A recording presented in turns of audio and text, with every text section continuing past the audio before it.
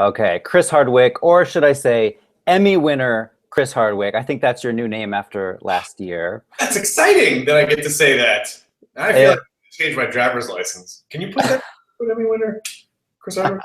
I'll write it on. I'm sure that's legal. What was that whole experience like? It was the best interactive media category for At Midnight, and you were there. I saw a picture with you with the trophy. Talk us through that. Well, I mean, I don't know. It's kind of weird and exciting to have this award, which, by the way, the wings are viciously sharp. When I went to grab the award, I sank my thumb into the wing. Like, it is a deadly weapon. It's a stabbing tool and a bludgeoning weapon. Maybe a new way to kill a walker, maybe. You could totally kill a walker, but you'd have to stab the wing into the brain or crush the skull. The truth of the matter is, the whole night was kind of a blur because that was the night that I got engaged. So these two things sort of balanced each other out. Like, I couldn't be too nervous about the Emmy stuff because I was thinking about the proposal, and I couldn't be too nervous about the proposal because I had to get through the Emmy stuff. So it all balanced out really nicely. But really, in the back of my head, what I was thinking the whole night was, is everything going to be set up afterwards? Am I going to be able to lie to my almost fiance to trick her into getting where I needed her to be so I could, ask her to marry me? So it was the whole night was a steeplechase of fun stuff. Was the engagement based on the win? Like, if you had lost, would you have just said, "Ugh, I can't do it"? She's not going to marry a loser. No, it was happening either way. And so it was kind of like, I had this really great thing waiting after the ceremony. So it didn't really, I know it might sound weird to say, it just didn't matter as much. Like, the Emmy stuff at that time was not the priority in my head, which is funny because it's something that I had, as someone who's been watching television for decades, always thought, oh my God, the Emmys, there's no bigger award in television. And yet in that moment, there was actually something that was more important to me, which was getting engaged. Now I'm super excited that I have the Emmy, and I love it. And then it's also kind of weird, like, when you have it, like, where do you put it in your house? That's a real. Do you put it in a place that's noticeable? Does that make you an asshat? Or if you hide it, is that making it like, oh, he won't even show his Emmy? What a dick. So, it's not in super plain view, but it's not super hidden either in the house. But I'm just excited because we work hard on At Midnight, and Talking Dead was nominated as well, and it just, I don't know, it's very difficult to gauge in this business whether or not you're doing something right. It's always hard to know, and you kind of just go, well, they haven't canceled us yet, so I think that's good. So this is just a nice little pat on the back for all the work that we do. Right. I wonder where Meryl Streep keeps all of her Oscars and all of her trophies. Do you think she has them just like out in front so everyone can see them, or does she put them in the closet?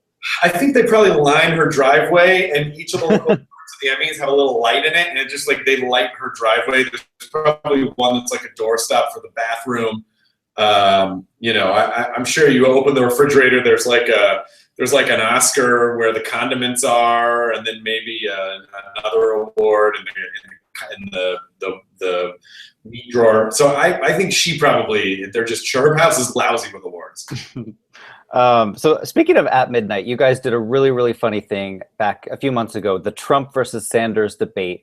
It was absolutely hilarious. What can you tell us about that episode? It was an hour-long special that you guys did. Yeah, well, it wasn't originally intended to be an hour-long. It's these two guys who are James Adomian, who does Sanders, and Tony Atamanuk, who does Trump. Adomian had been on as Sanders before, and then he and Atamanuk had been doing, they kind of discovered at UCB, like, hey, we both do these characters, maybe we should kind of tour this on the road. So they did a special for Future that was kind of their live show, and so to help them promote that, we just had them come on and had a debate. The programming executive, the exact right person to make the call, like Comedy Central, be here that day from New York, and halfway through the show, he goes, we're going to preempt whatever was on in the second half. We're just going to make you an hour tonight. So it happened very much in the moment, and I think it was, as we were doing it, because we just didn't know how it was going to go, but they were so great, and it was so much fun to riff with them, and it became kind of one of our standout episodes. But a lot of it just rested on the fact that they're both brilliant comedy performers. They were great. The writing was also really great from a writing standpoint. It was really, really funny. The jokes. I don't know who wrote the jokes, if you did or the writing staff, but A+. Well, they've been doing these characters for a long time, and so they really. I mean, there was a lot of stuff on the show that was legitimately riffed because they were so much in character that you couldn't. Anything you threw at them, because they're just amazing improvisers and sketch performers, they knew those characters so well that I was throwing weird stuff at them and they were just knocking it out of the park. As a comedian, is this presidential election kind of like a gift from God? I mean, people say that. It's so funny when this all started brewing. People were like, this is going to be great for comedy. And I was like, humanity, and then we'll just laugh about farts. I don't know if we need to. I mean, I guess that is a positive way to look at what's happening in the election, but it has been such a reality program shit show that, so yeah, we are mining comedy out of it. And, we try to attack both sides evenly. I'll have, in fairness, in full disclosure, have come up with more descriptors for Donald Trump than almost anything else. We made a supercut of all the things we've called him, just like, barking sea lion, wearing a spaghetti helmet, pumpkin cursed by a witch. I mean, it's just like stuff like that. But it is a really crazy time, and I honestly have no predictions. I have no idea what's going to happen. And in November we're going to be a drastically different country than we are right now. So it's going to be interesting to see. What are some of your other highlights from this season? Like any other special episodes or special guest stars that just really, really stand out to you? Yeah, Fozzie there a couple weeks ago, and that was amazing. I mean, amazing. He was tweeting that before they knew the Muppet Show wasn't coming back, he sent out a tweet that said, hey, I'm going to be practicing jokes all summer before we come back in the fall. So I tweeted at him, you should come on at midnight. And he tweeted back, then sure. So I immediately sent a direct message. I am not kidding. You have to come on the show. So I had a conference call with the Muppet folks, and it happened. And I think he'll probably come back again at some point. So that was a super special episode. But they all really, every episode is so unique because of the unique chemistry of the other three performers, that the show's never boring to me. And we've done over 400 episodes. Every night it's a unique opportunity to screw around and riff around with three people, usually that I'm already really good friends with. And also I get to discover people that I didn't know as well before. So the show's just fun. It's just a fun, I don't think there's anything else like it in late night. I think it has the highest joke ratio of any show, the highest, the most joke per minute ratio, and it's just fun. The show's just fun. And you also had a Comedy Central's stand-up special called Funcomfortable. I did. And what was, how did that come about? Because you do the comedy tour, but how did Comedy Central come to you and say, hey, we want a special just devoted to you? Well, as a comedian, usually most comedians are usually working toward a special. Comedy is the music. In music, you release an album and then you tour, and in comedy, you tour and then you take all the best bits of what you got from the special airs. You can never do those jokes again. So it was really kind of the culmination of the last few years of touring, and now I already started a new tour. And now I can't do any of those old jokes anymore. But it was really fun. I'm glad you get tired, like after a few years, you're just kind of like, oh, I can't say these again anymore. So it's an important thing to do. It's sort of a rite of passage, those bits, and it forces you to write new stuff. So I'm glad I'm on to the next one. One of the more memorable jokes or moments was when you mentioned your dad passing away, and how some people see the death of a loved one as a sad thing, but you kind of found humor in that, and that really stuck with me. Well, the thing about Dead Dad Club was, because I was very close to my dad, and it was devastating. He died very suddenly. No health problems that we were aware of, just dropped dead at 72. And, you know, comedy is a defense mechanism, and comedy is also, it's a way for humans to be communal. And so, you know, a couple days after my dad's funeral, I went on stage not knowing if I was going to talk about it or not. And it just started coming out, and it was very cathartic for me. And also a way, I think, to keep to keep him alive longer, to talk about it. But also, you know, a lot of people who've lost a dad, there's this kind of like weird dark humor about it. And I think the humor part is not to be disrespectful, but it's just a coping mechanism. Mm-hmm. And a lot of people, you know, people who haven't lost a dad might go, oh, wow, I don't know if you can say that. And people who have are like, yeah, I say worse stuff. You know, I mean, Paul Rudd was on the Nerdist podcast, and, you know, his dad passed away a while ago. And we sort of discovered this about each other, that we could not help but make inappropriate jokes about it out of love. So it's such a strange thing. But I saw him at the Civil War premiere, and I was like, hey, your dad's still dead? And he's like, yep, yours? Yeah, still dead. So, you know, it's almost like taking control of a situation that you have no control over. And, you know, my dad loved, I had already been writing stuff about him on stage, and he absolutely loved it. And, you know, he had come to me and said, oh, tell any story you want. I just love it when you talk about me on stage. And then he passed away like halfway through this tour. So it gave weight to all these other stories and allowed me to sort of talk about, you know, dealing with this really horrible thing that's just a part of nature that no one really ever wants, but we have to. And so is there a way to demystify that through comedy, make people feel okay, make people feel normal, and let them know, like, you can celebrate people that you loved in this way, and there's a way to do it without being disrespectful and to express love. So I hope, you know, I hope that did come through. But yeah, it was weird when I was done with it, because it was almost like, oh wow, I've been keeping him alive, and now I'm not going to do this material about him anymore. So now that really is kind of like, you know, moving on and letting that go. So it was fun. I mean, when people would say, what's the new special about? And I'd go, well, I don't know, it was on my dad dying. They're like, and that's funny? Like, well, parts of it, because there's some parts that didn't work at all. Like, I tried so hard to sort of write material about the fact that there was an open casket at this view. I think is a weird thing to do, because it's just such an awkward thing to just have a dead relative in the corner with a casket open, people just milling about having awkward small talk. Right. I've never been to an open casket. I don't know if I want to. Well, I think a lot of it depends on the manner in which the way the person passed away. My dad had a heart attack, so it really just looked like he was sleeping. But you know, that was just one step too far for people.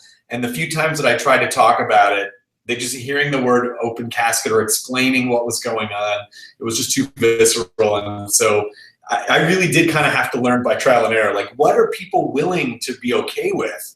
And so, you know, it was a process, but it was a very cathartic process. And, you know, and I hope anyone else who was going through it, I hope that made some people feel better about, you know, if they were going through it. Mm-hmm. So you have this job at Comedy Central, you have the job at AMC. How do you fit in the comedy tour? Because it just seems like you're so busy. I'm an excellent time manager, and I don't take a lot of days off. At midnight's Monday, Tuesday, Wednesday for the Thursday show. Talking is Sundays, and now that's a lot of Sundays, because, you know, we do a couple for Preacher, we do some couple for Better Call Saul, we do Fear the Walking Dead and Walking Dead. You know, it's 35 here, and then I'm doing podcasts in between at like lunch breaks, and then Nerdist stuff, you know, because I still run that, and stand-up is Friday and Saturday. So it is a little bit of a scheduling thing and a juggling act, but my schedule's very modular, and so I do the best with that I can. And every 5 or 6 weeks, I'll have a couple days where I feel like I can't process anything that I need to, you know, sleep for a day. But in general, yeah, I'm just sort of I'm very acclimated to go. Mm-hmm. And you mentioned Fear the Walking Dead. That was, I guess, the big change with your show is Talking Dead actually is now after Walking Dead and after Fear the Walking Dead. So you got, I mean, the show is so successful that AMC wants more of you and more of you, and the Preacher thing and the Better Call Saul. Yeah. So it's really cool, like, to be wanted. Yeah, I love doing it. I really do love doing it, and it's silly to me that a show where we talk about another show could be one of the highest rated shows on cable television. Yeah. But I mean, people need a little bit of therapy after a show that's drama heavy, you know? So I'm glad. I mean, I like being a part of the community. Even when they're yelling at me, I still like being a part of it. Because I realized recently I'm Walking Dead customer service. So like, I'm the person that you can, if you don't like something, you can kind of jam your finger and go, "You tell your boss I said." And you know, I'm fine with that, because it's, you know, people are passionate about the show. That's a sign of a good thing. And you know, I've built a lot of my career on kind of working next to things that I'm a fan of, and I'm a huge fan of it. So it's right. No, it was just a really fortunate, lucky moment in time kind of things, and I'm glad that we're still doing it. I kind of have a love-hate relationship with The Walking Dead, but I do want to say season 6, the Alexandria season, was by far my favorite. I think they're excelling at everything they're doing, and so I would watch Talking Dead every night or every Sunday just because I wanted to see more of this great season and meet the cast and the fans. Yeah. How did you feel about the season finale? You're like, well, it's a cliffhanger. I love cliffhangers. I mean, I'm a big fan of X-Files and Lost. Like, those are my kinds of shows. But I wanted to know who. I wanted to know. Like, I don't know if you know because you work at AMC, but what's your theory? Who do you think is gone? I honestly have no idea. I keep going back and forth because I think, well, they could go the way the comics went, or they could, you know, they could surprise you, and it could be someone else. I mean, I legitimately don't know. And, you know, I think like everyone else, when it happened, I was like, oh shit, I really want to know who that was. Didn't make me mad. I just thought, all right, well, in the fall, I have this thing waiting for me, and I'll know who it is. Right. But the one thing that I've really liked about it is that it's created so much conversation. When I was shooting something in rural California, and there was an old timey barber shop, and there was an old barber leaning out in front of his shop, and I was walking across the street, and the only thing he said to me was, he shouted across the street, "I think it's Glenn." What a great moment that we just had, you know, like it really is, you know, whether or not people are angry about it, and a lot of people are, but whether or not people are angry about it or they're happy about it or whatever, we're a community, and everyone's talking and debating, and so I think it's, you know, I think it's been pretty neat, and I'm just bracing, because I know it's going to suck no matter who it is. Exactly. We know someone's going to die. That's waiting in the fall, and what I never thought I would have to, what I never foresaw when I took this job was that I would be so emotionally invested in the show that it would be very hard for me to have to counsel people when they lose their favorite characters. Mm-hmm. You know? I mean, that legitimately, I'm a softie that way, and it legitimately makes me sad. So, you know, I just kind of take a deep breath and go, okay, it's not real. This is not a documentary. This is an optional entertainment program. But I just get wrapped up in it. Whenever someone does die, I imagine the ratings for Talking Dead go up because people want to see the interview with the deceased cast member. Yeah, I mean, yeah, especially depending on who it is, and if we can get them on the show. Usually we can, but you know, sometimes shooting schedules conflict and people are off onto other jobs. By the time you see something airing on Walking Dead, they shot it so long ago. It's amazing that they're able to keep anything under wraps. But yeah, I think the audience being able to see the actor, actress, and know, okay, they're in some sense they're okay. They seem okay with it. Everything's going to be okay. Like, that is a very helpful way to process, you know, the fan drama. And logistically, like, when do you get to see the episode? Because you probably see it a few days before the live audience gets to see it, right? Do you ever spoil something on accident? No. I watch the day of. I have them all. I could watch them now, but I don't, because I'm a bad liar. I know if someone called and they started digging around, they'd figure out what I knew.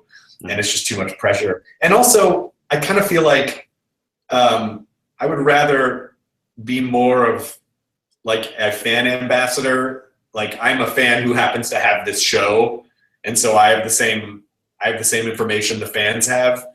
So if I'm speculating, I really get to speculate. I don't have to worry about spoiling anything. I don't have to, pretend that I don't know what's going on. It's just better. And I kind of like taking the journey that way, because we're so spoiled by binge watching now, but really having to wait and think about what's happening and theorize. And I mean, those are all the things that make a show stickier. Like, I'll watch a lot of those shows, but then after I finish it in a day and a half or 2 days, I don't talk about it ever again. It's like, it's done. I'm moving on to the next thing. Yeah, I mean, House of Cards is a great show, but it kind of loses the buzz because you don't talk about it.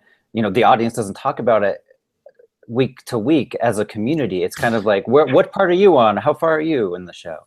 Yeah, exactly. And then if someone's not caught up, then you can't really talk about it. And so it just, I don't know. I really like the slow burn, because I like the regularity of the schedule. Sunday nights for X number of weeks. I know I'm going to have this, unofficial appointment, and I'll be there, and everyone else will be there, and then we can talk about it afterwards. Like that.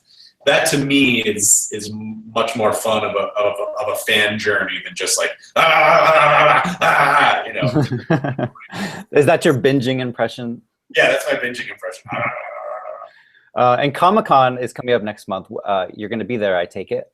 Yes, I'm going to be moderating a bunch of panels and doing a live stand-up show and 2 live podcast shows at the Balboa Theater. And Nerdist, my company Nerdist, has a big space there. And it's Comic-Con is an onslaught every year, and it happens so fast, and you don't sleep, and it's a flurry of activity.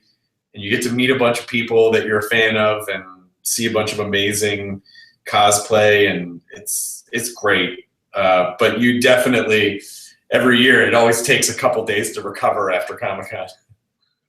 And then before we go, you have an NBC show coming up in the fall, is that right? Yes, The Wall. It's a game show for NBC. It's a big, flashy game show. LeBron James is one of the executive producers. We shot it a handful of months back, and it was really fun. I always kind of wanted to do a big flashy game show, so it was emotional. It was more emotional than you think it's going to be. You think, it's a game show, but you really get to know these people, and then this show in particular, just because of the way the game works, 1 minute they'll be up $2 million, and then it'll be gone, and then they'll be up again, and it's like, oh, they might win a couple $100,000, but they almost won $1 million, so it's. Right. Or the opposite. So it was way more emotional than I thought it was going to be. I'm a huge game show fan. I think I saw every episode of Who Wants to Be a Millionaire and Deal or No Deal. I was a big fan of the primetime game shows. Oh, yeah, they were great. Yeah. Well, this one's sort of like a giant, I don't know if you remember those kind of like Japanese vertical pinball machines, the pachinko machines, where the ball would go up and then like fall through a series of pins and then, land in values. So there's this giant 4-story wall, and there's 7 places where people can drop a ball, and it's a team of 2 people for 1 episode. And these 2 people they have some relationship with one another. They're either best friends or college roommates or sisters or father-son or whatever. And one person goes behind the wall, and one person stands in front. The person behind the wall is answering trivia questions, and the person in front is trying to bet on how well they think their partner's going to know the trivia. So they're placing the ball in a certain place to drop it. And if they get it right, the ball turns green. If they get it wrong, the ball turns red. But the bins that it lands in the bottom are like $1 million, $500,000. So they can be up $1.5 million in a matter of minutes, and then down to 0, and then back up. And neither really knows what the other one's doing. So it's intense. It is a lot more intense than if someone hit every question right and got every bounce exactly the right way, I think it's like $12 million or some crazy number they could win. So wow, sounds awesome. It was fun. Well, Chris, I mean, best of luck at the Emmys. You already won 1, maybe another one this year. A couple Emmys coming your way. I feel pretty zen about the whole thing. I feel like, hey, if I don't win, I got one. I'm happy, and if I win one, then that's really awesome. And it's weird to me and fun and exciting that we're even in these conversations. So just feel lucky to be here. Great. Well, great to talk to you and have fun at Comic-Con. Thank you very much. Take care. Bye-bye.